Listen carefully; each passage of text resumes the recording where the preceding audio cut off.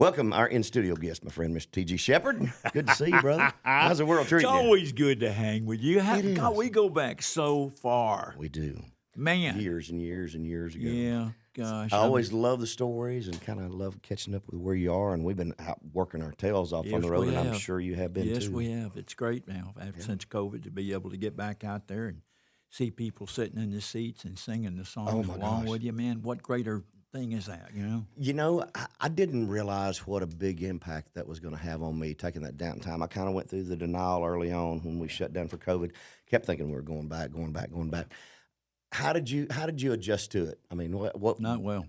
I mean, did you get depressed? Did you kind of restructure your day? Sure, I did. I mean, I got depressed. I was down because, I mean, my life is music. I mean, when I'm on stage performing, I mean, that's my world. And, you know, and when I'm not there, I'm miserable. You know? I noticed, too, and I'm sure that you experience the same thing. There's something about getting on that stage, even if it's just a couple of days a weekend, 8 days a month, you know, then there's something about it. I get that charge, and I go home, and I'm okay. Yeah. A week after week that goes by when you don't get that, it's an emotional roller coaster. Well, it was tough on me because I had COVID so bad. Really? I came down with COVID, double pneumonia, and almost bought the ticket. And they were getting ready to put me in the hospital, and I said, no, I'm going home. My wife, Kelly Lang, you know Kelly. She, along with my own oxygen by my bed and doing my own meds, and, of course, with some doctors' help, a lot of doctors' help, I came back.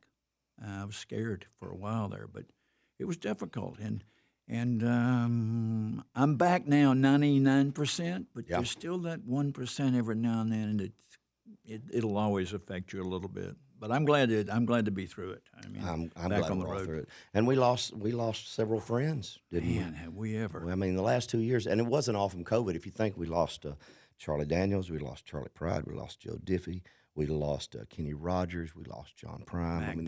Mac Davis. There was a whole KT Osland. just one after the other. It's just, you know, it was but brother, we're still here. We're still here. We're still out there kicking. And still, gosh, I can't imagine not being able to do it. Just the joy of being able to get on stage every weekend I know. is I wonderful. know. It's a rush, isn't it? It's a drug. It is. It really is. And I'm a addicted to it. Yeah. I mean, I've done it. I'm into my 48th year. No kidding. And I can't believe that. It seems like I just started. How old were you the first time you got on stage with a band? Oh, my God, I was a teenager. Yeah. Because I started in high school, you know, playing with Sock sororities, sock hops. Is that what they were called back then? Yeah, sock hops, street dances, talent contests. Oh, I was probably 14 or 15, you know. And I climbed on stage at 30 years old with my first number one hit and never looked back since then, you know. I became a country singer, Tracy. I don't know if you know this or not, but I want to tell you something really funny. I became a country singer through the encouragement of one individual. And I was a record executive for RCA Victor for years, promoting records. You know that. Mm-hmm. And one of my artists on there kept telling me to quit promoting records and become a country singer, and that guy was Waylon Jennings.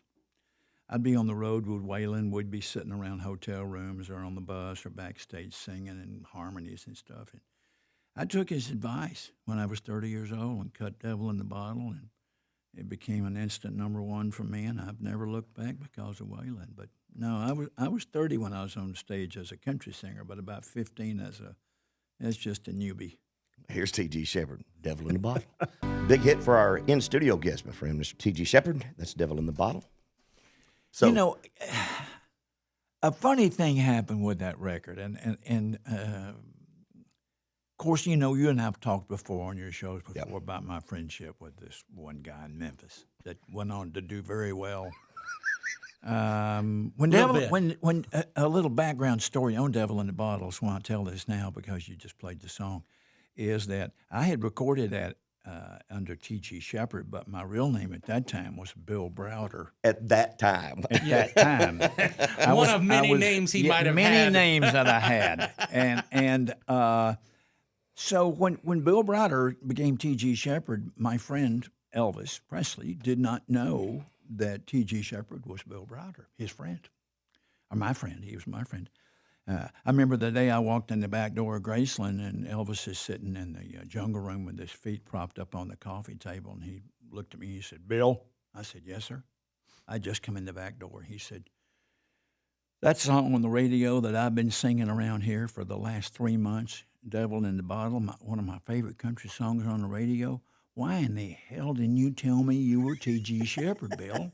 And I said, well, Elvis, I couldn't tell anybody because I was afraid I'd lose my job at RCA because I was working for RCA and getting a paycheck from Motown, which I was on Motown through Melodyland Records, a new country label. So you were still working at RCA? Yeah, I was still So promoting. I was promoting my record. So what did you do your album artwork from? Oh, me tell you what. Yeah, but the funny thing, the greatest comeback that Elvis had was, you were afraid you'd lose your job at RCA, Bill? And I said, yes, sir. He said, well, hell, don't you know I am RCA?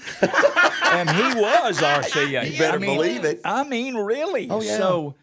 So Devil in the Bottle, that's kind of a backup story after playing the song that people may have heard before, but it's always fun to tell that story about Elvis not knowing who I was at that time. We'll be back with more Honky Tonkin and T.G. Sheppard right after this. So I love all these old stories about Elvis, and it kind of makes me nostalgic because I miss my old friend Wayne Edwards, and he used to tell me a lot of those stories about the days. Man. When he was working at RCA and spending a lot of time with Elvis. Did y'all do record promotion together? Well, yeah, we did. Wayne was just, man, Wayne was one of those unique individuals, which because, he really and truly, he believed in Tracy Lawrence, man, big time. Big time. Big time. And he would move the world for you. Yes, he did. And he did move the world for you. Yes, he did. Changed my life. Well, you became iconic a lot because of Wayne, and I had people that did that for me, too. We all have those teams of people that take us where we wound up in our lives. You mentioned Elvis. Elvis, I was really had a chance to be with Elvis in the recording studio a lot when he would record. We were here at RCA in Studio B when he cut Guitar Man with Jerry Reed coming in and playing lead on that song. But one particular song that I happened to be in the studio the night he was going down was a song called Suspicious Minds. Really? And I walked into the door of American Studios with Chips Moman producing, and I heard this incredible track going down. Man, and I'm going to myself, this is a monster record. And then I heard Elvis put the vocal on it, and I went up to Elvis and I said, you have just cut one of the biggest records of your. You think Heartbreak Hotel and those records were big? This is a monster record for you. He said, you think so? I said, I know so. So to have been in the studio that night with the A-Team, Reggie Young and Tommy Cogbill and Bobby Woods on piano, those guys with Chips Moman and seeing this song go down was absolutely one of the greatest memories that I have had in my career and life. Can we play it? Let's do it. Here's Elvis Presley, Suspicious Mind. It seems like just yesterday that I was in the studio when that went down. People always ask me, how in the world did you ever meet Elvis Presley? I told my mom when I was 14 years old, before I ran away from home at 15 to chase my dream, I said, Mom, someday I'm going to meet Elvis Presley. He's going to be my friend. And she said, son, I'm afraid you're dreaming too big. The chances of you ever meeting him, let alone becoming his friend, is really astronomical. And I said, well, it's going to happen. Well, when I ran away from home at 15, I hitchhiked to Memphis. And I was at a skating rink late one night. I want to tell you the story how I met him. And I'm standing outside about midnight, and the lights were all off, and 2 or 3 Cadillacs pull up. And Elvis gets out from behind the wheel of the lead car and walks right up to me. He had the bluest eyes of any human being on the earth. He looked right me in the eye, and he said, where are you going? I said, well, I'm leaving. They're closing the rink down. He said, oh, no, they're opening it up for me. We play a little game in here called Kill. And I said, Kill? What? He said, that's football on skates. And I'm a man short on my side. Will you be on my team? And I kept looking around going, you talking to me? And I went in there and spent 4 hours with him, 5 hours skating until dawn. And then because I was living in the alleyways and eating out of garbage cans, really and truly at that time, he said, you hungry? I said, yeah, I'm always hungry, man. He said, "Well, let's go up to the house and eat a bite." I got in the car with him. Wow. He's driving up the driveway of Graceland, and I'm in the back seat, and I'm going to myself, am I dreaming this, or is this really happening right now? And we go into Graceland. We have the famous peanut butter and banana sandwich and glass of milk. We listen to music, shoot some pool. And that, Tracy, was the start of one of the most incredible friendships that I will ever have in my life. And it lasted until the day he passed, because I was with him the night before he passed. Strange. Wow. Things happen in life, but it was destiny. It was meant to be, because I had told my mom that it was going to happen, and it did. My friend Miss Pam Tillis, maybe it was Memphis, they said she cut that record 3 times before she hooked it. It Really? took her Three different times. Three Three different different times. I'm going to ask you a question, because Okay. you've done my radio show on Yeah. Sirius XM before, okay? How many of your big hits, and good Lord, you've had so many of them, I can't even name them all, have you walked into the studio and nailed it on the first take? Are there a few of those? Yeah. Back in the 90s, there was. I mean, by the time I'd got into my third album, I was really solid in the studio. Where I mean, it was I might do 2 or 3 passes, and then I was and done. that'd be it. So I'll tell you a little story. Yeah. I remember I'd left James Stroud and I'd moved to Don Cook. Don Cook had been producing Brooks and Dunn. I just love that sound, so I went to him for Time Marches On. And we tracked here in Nashville, and we really thought it'd be a good idea. I'd never really left Nashville to do vocals, so we wound up going to Criteria down in Miami to do vocals. Yeah. And I remember we'd been working on vocals. We were in the big room where the piano was, where Layla was done, everything. We didn't track it. There was nobody there, so we had the big room. And I remember that I had done vocals on 3 or 4 different tracks that evening, and we came back the next day, and they had lost them. I had to sing vocals on Time Marches On twice. Man. Yes, I had to. That had to be crushing. Oh, it was so crushing. They'd comped it out and everything. It was done. And then, so I wound up having to do vocals on half that record twice. I'd have been hot. Oh, what do you do about it? What do you do? You just do it again. You just do it and again. you did. That's the only time I ever remember that happening. That's one of my favorite songs of yours. It was a massive massive record. hit. It really was. God, massive hit. Yes, it was. 1996, big old record, Time Marches On. In studio with my friend, Mr. T.G. Sheppard. Let's talk about the Last Shooter's Waltz. So this is a name that comes up a lot in here. Sonny Throckmorton. Sonny Throckmorton wrote my all-time favorite country song called Middle Age Crazy. Oh, I remember that one. Jerry Lee Lewis. I even do that in my... prove he still can. It was just... What a great melody. And that song, Middle Age Crazy, was also a waltz. In Last Shooter's Waltz, I remember the first time I heard it, and Buddy Killen was producing me then. You know when you go in the studio, and you know when you walk out of the studio on certain days, Tracy, that you've cut some magic. Oh, you know. You know. Absolutely. You know. I knew when I'd left the sound shop that day, which is no longer there. It's been torn down. I knew I'd cut a magic song. And lo and behold, we were nominated 5 times for Song of the Year with that song. I remember doing the Academy of Country Music Awards show, and Roger Miller walked up to me and he said, "Deej, I'm going to tell you, boy, that waltz song you got's really going to last a while." I said, "How you figure?" He said, "Son, when you hook a waltz, they live forever." Oh, they do. So You're songs... talking. Look, you two guys have had some of the biggest waltzes in the history of the country chart sitting in this room. Yes. Everybody don't cut them. No, they don't. But if you are lucky enough to hook one, I mean, look at Lucille. Big the pine waltz. Middle Age Crazy. I mean, those kind of songs just won't go away. There's something that clicks There's something in your head about with the imagery that he wrote. That big 98 Oldsmobile. You got a heck of a deal. Just the visual imagery. I mean, you can close your eyes and you can just see the scene. That's what makes a great songwriter. Well, you know what? I miss in country music the great story song. Me too. Because and I love a lot of the new music. Don't get me wrong. I mean, I love Stapleton. I love Blake. I love a lot of the guys in new music. John Party. I mean, I love them. Little Big Town.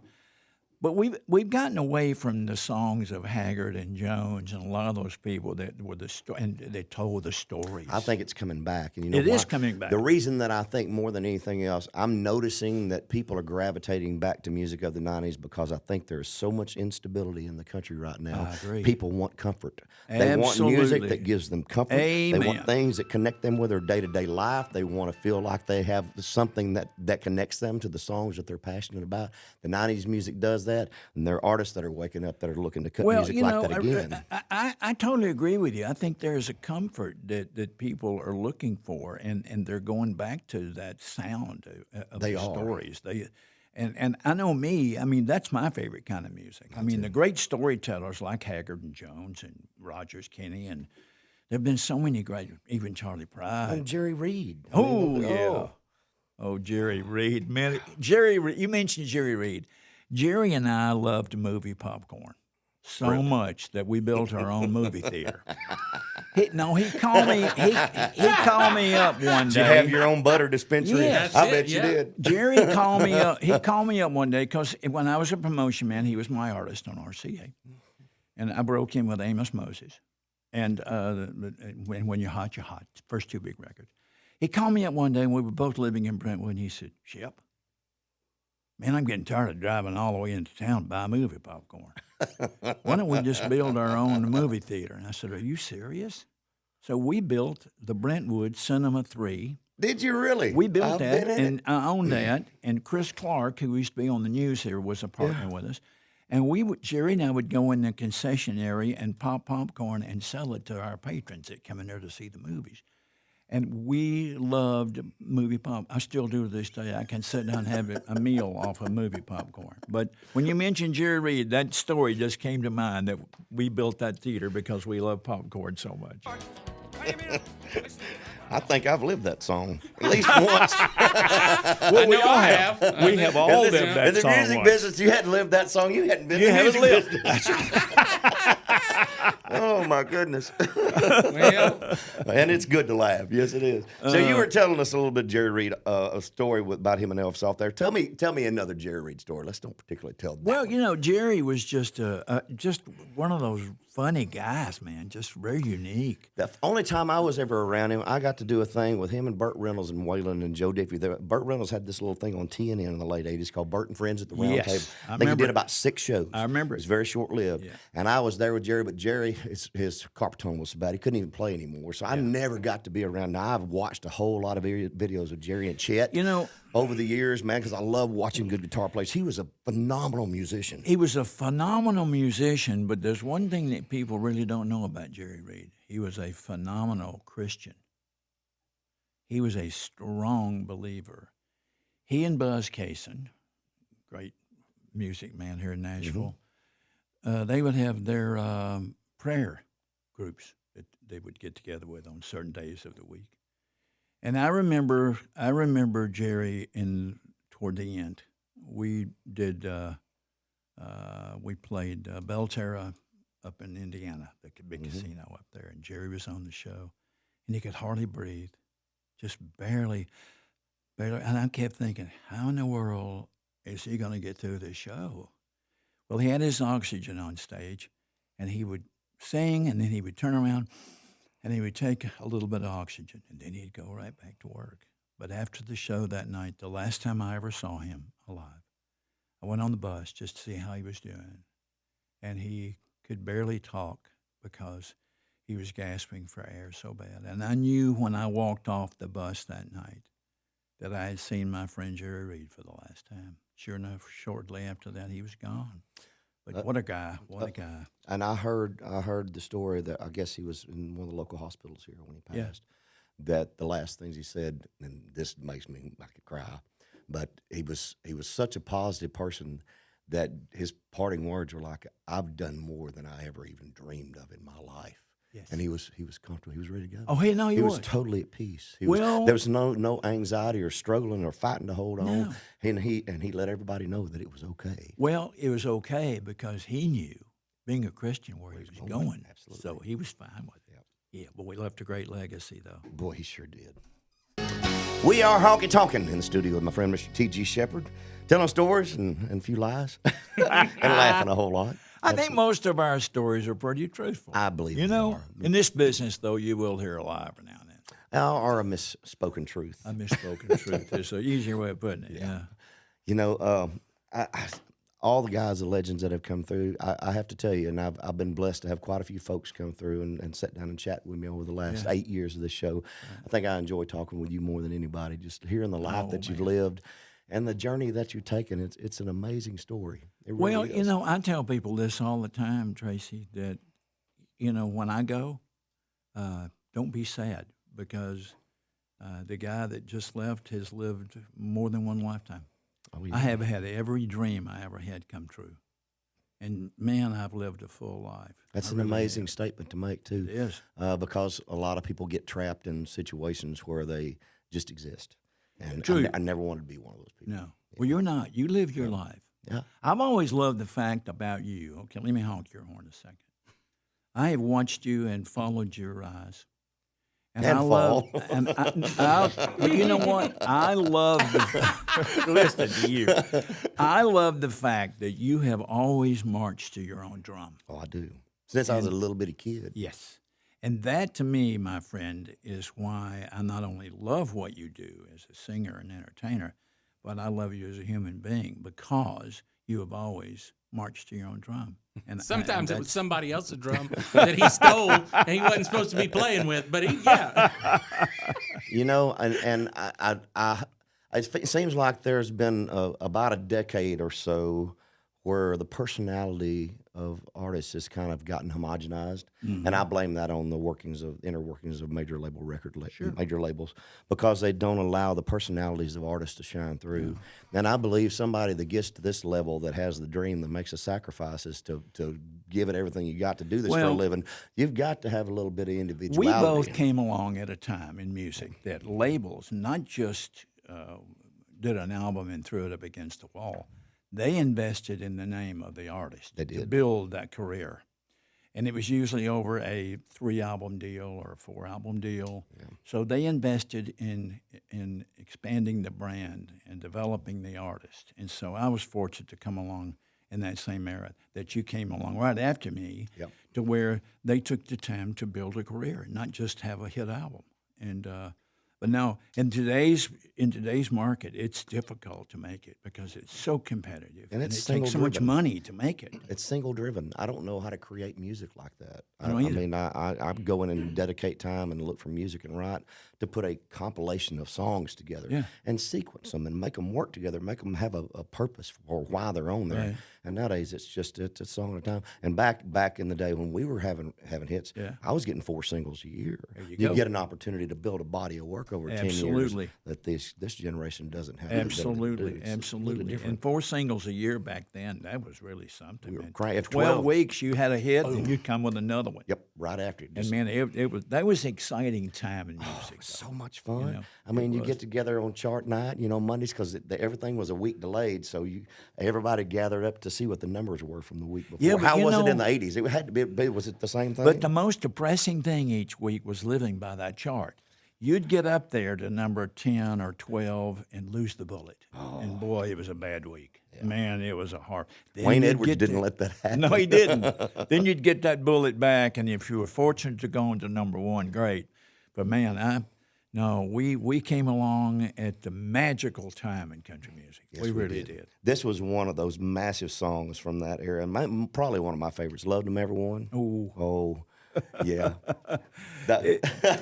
Videos would have been fun for this song. It would have been, but it was really kind of before videos, really. I know. This was one of those kind of songs that really and truly, I mean this, and you've had songs like this, that's written on Monday, recorded on Tuesday, released on Wednesday, and goes number 1 on Thursday. Wow. They're fast records. Yeah. And I remember the day I walked into Tree Publishing Company, and Buddy Killen said, "Have you heard the news?" He said, "You not only went number 1 country, but you're in the top 20 in the pop chart this week." And I said, "What?" With that record. So, wow. That was a real exciting time and a real exciting song to have another audience hear what I was doing other than country. Here's T.G. Sheppard. I loved them every one. Yeah, I looked up to this song. You did live up to it, Tracy. Yeah. I lived up to it, and I looked up to it. Anyway. So, I know I've never had a massive crossover record like that. I mean, I've always been looked at as more of a pure traditional country singer, never really had anything that impacted the pop chart at all. Right. What kind of impact did that have on your career? I mean, because I've heard from everybody else that has had that happen, that it just kind of shot you up to another All place. of a sudden, what happens is instantly your booking price changes, which is that's good. You're in it to make a living. Yeah. And then the venues that you would play changes. You start going into larger rooms that seat 15, 20, and 30,000 people. And then you start getting invitations to do certain TV shows that you might not have done before as a country artist. Yeah. And back then, I got a phone call when that record became really big to sing along with Dottie West the top 5 nominated songs on the ACMs that year, only because our audience had expanded so big. And then shows like Solid Gold would come along, and a lot of Dick Clark productions, and then had a chance to go in and try some acting things. And I never cared for acting. I never was an actor. I'll tell you one little quick story, which I should have done this and didn't, and it would have altered my career. I was in L.A. I was recording for Motown, Melodyland, Berry Gordy, and I'd just flown back to my home in Gatlinburg. And I get a phone call, TG, can you come back out to L.A. in the morning? And I said, no, I just got home today from L.A. Well, there's a new TV series, and if you'll come out here and just read 3 lines, I will give you the part in the series. You won't have to, try out for it. We'll just give it to you because this is written for you. And I turned it down. Wow. Well, the TV series was Lonesome Dove. Oh, my gosh. Oh. So Robert Urich wound up playing the part that I would have played. And so I often wonder if I'd gone that route, what would it have done, like having a pop crossover had done, if you'd have had a I mean, it was huge for Ed Bruce. Look what it did for Ed Bruce. God, yeah. I forget about that with Ed. Yeah. So, to answer your original question, when we hit the pop charts, it opened up the doors for a lot of things that I never would have gotten just being a country artist. Yeah. We'll be back with more T.G. Sheppard right after this. We're Honky Tonkin in the studio with my friend T.G. Sheppard, just telling stories and give me another one. I want more. John Denver, we mentioned John Denver off mic. I had a chance to work with John. He was my artist at RCA. We got a chance to work those huge records of his, Thank God I'm a Country Boy, and just all of them. But the biggest fight I ever got into, other than with Waylon, and that's another story, I was on tour with John, and we were in New Orleans, and we went to WNOE Radio in New Orleans. And they had moved to another location. And I didn't know that location, and I'm in a rental car, and John's sitting in the passenger side, and we're supposed to have gone on live at 3, and I couldn't find the building. I just didn't. We didn't have GPS back then. We had a map we looked at. Yep.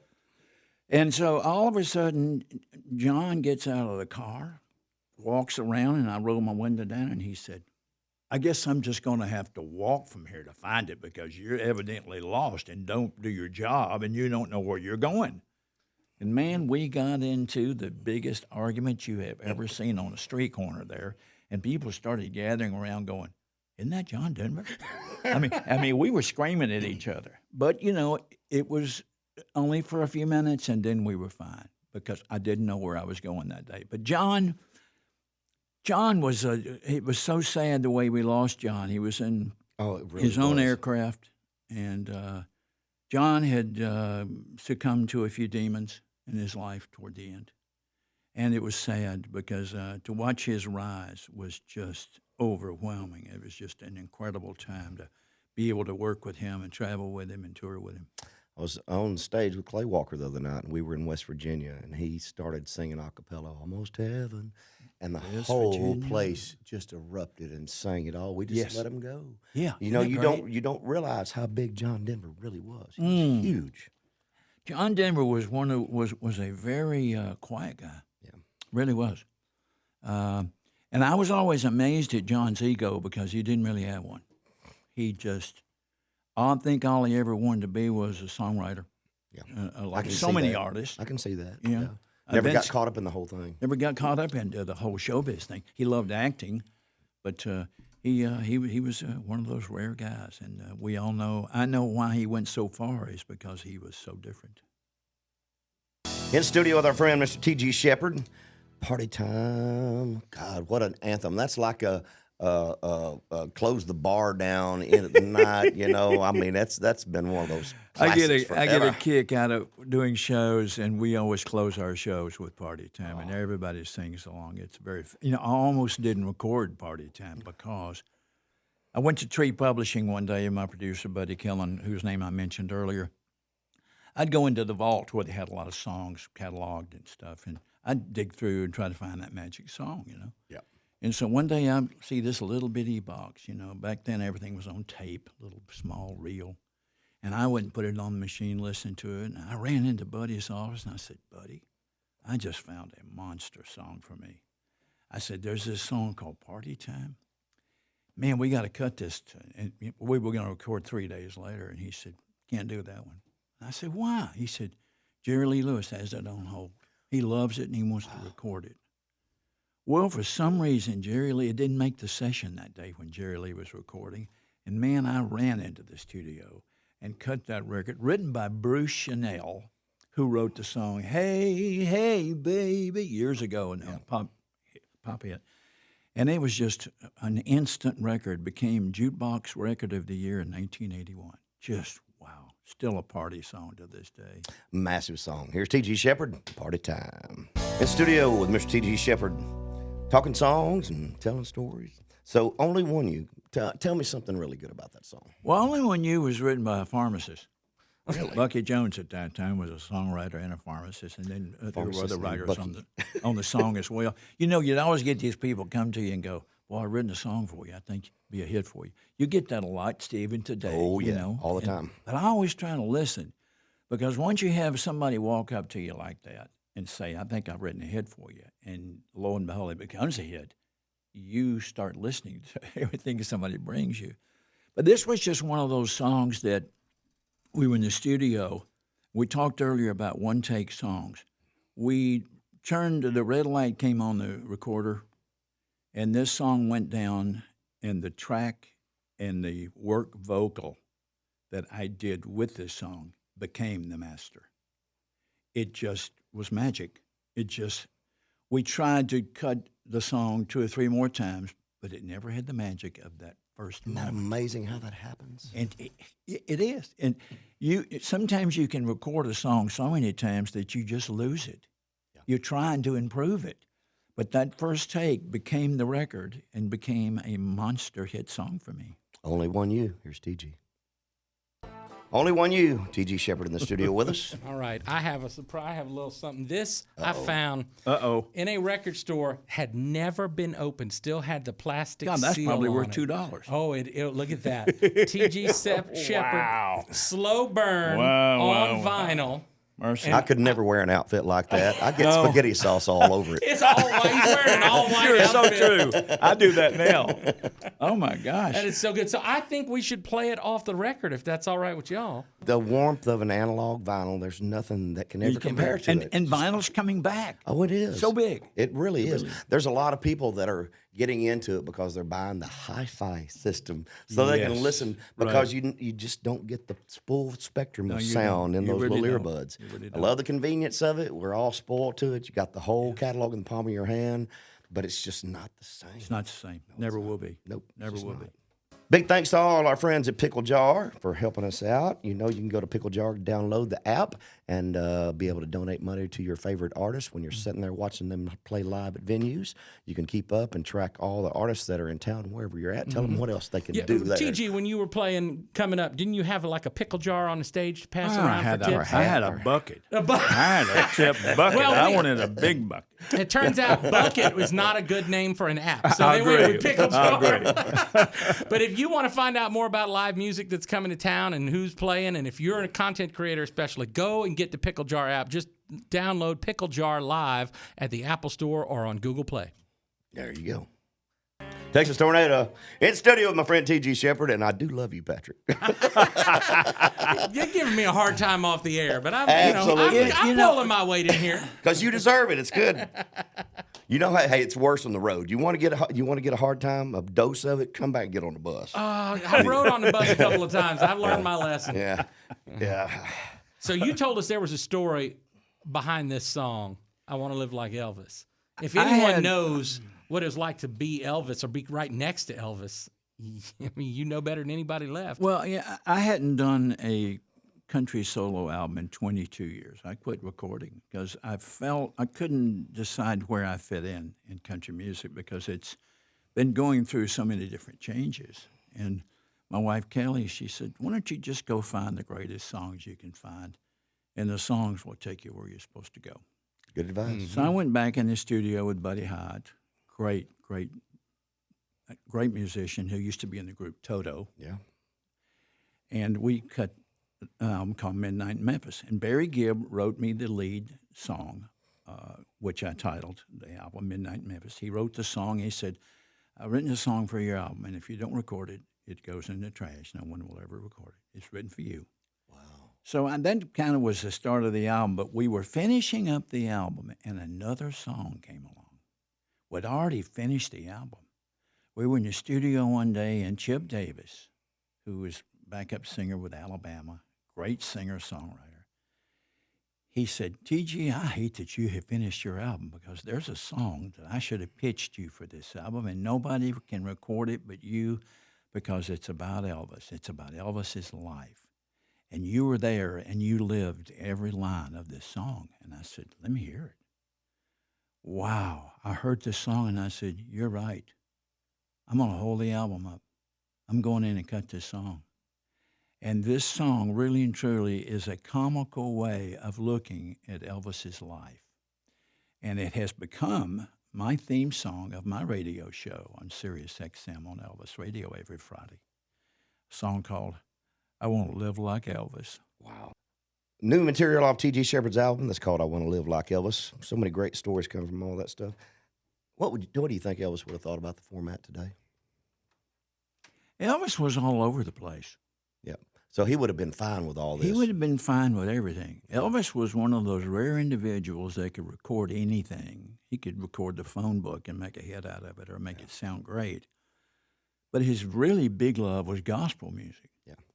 But he and I would sit and listen to music, and you'd be surprised at the people that he would sit and listen to.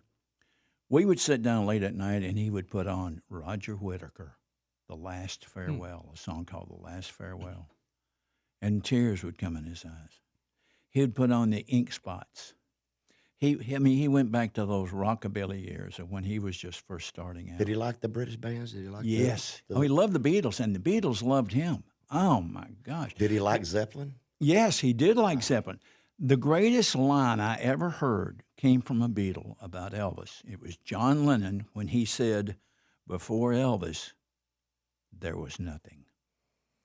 Elvis loved that quote from John Lennon. Wow. That's it was huge. Wow. That was really huge. But no, Elvis would have been happy with the format of today's radio. I think if he had lived and still was with us, he would have become the modern-day Sinatra. I think he would have probably let a little gray come in his sideburns. He would have still had a full head of hair like his dad, Vernon, who kept all of his hair. And I think he would have still been playing Vegas, crooning, and selling out. And I bet he would be very proud of you. Oh, wow. He was proud of me. Somebody one time, I'll leave you with one great Elvis story. Somebody asked me one time, what was the greatest gift that Elvis ever gave you? Was it the tour bus? I said, that was a big gift that got me started when he gave me my first tour bus. But what the tour bus did, that gift gave me confidence that if somebody as big as Elvis believed in me enough to give me that kind of gift, I couldn't let them down. Amen. I had to work hard to make it, not to let them down for believing in me. So the gift that he gave me was the gift of confidence through the gift of the bus. But What a blessing. What a gift. Thank you, my friend. Always a pleasure. Thank you, my friend. My pleasure. Y'all know the deal. Between now and this time next week, y'all keep her between the ditches.